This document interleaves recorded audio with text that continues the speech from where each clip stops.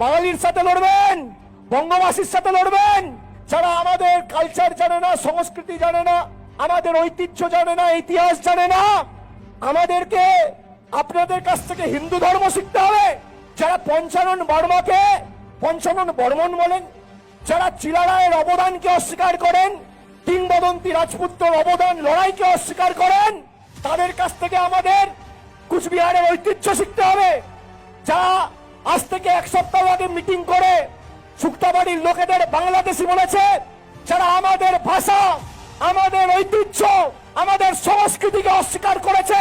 আমরা বাংলায় কথা বলে যদি বাংলাদেশি হই, নিশীথ প্রামাণিক, শুভেন্দু অধিকারী, দিলীপ ঘোষ, সুকান্ত মজুমদার কি ভাষায় কথা বলো, কি ভাষায় কথা বলো? যখন জয় বাংলা বলবেন, গর্ব করে জয় বাংলা বলবেন। এটা আমাদের ঐতিহ্য, আমাদের পরিচয়। এই বাংলার মাটিতে দেশের রাষ্ট্রপতি এসে জয় বাংলা বলে গেছে, অমিত শাহ তো কোন ছাড়।